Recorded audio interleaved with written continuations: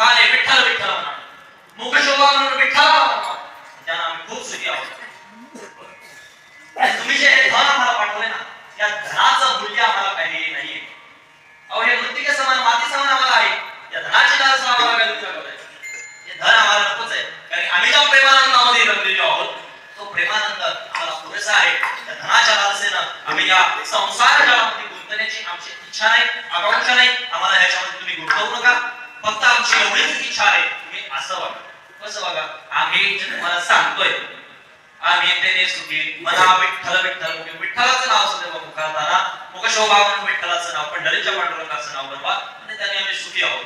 मग तुम्ही हे जे धन पाठवले ते धन आता आमचे योग्य नाही, हे आम्हाला माती प्रमाण आहे, ते तुम्ही वापस घेऊन जा. आणि तुकोबारांनी ते धन वापस पाठवलं. नको बोलले हे धन.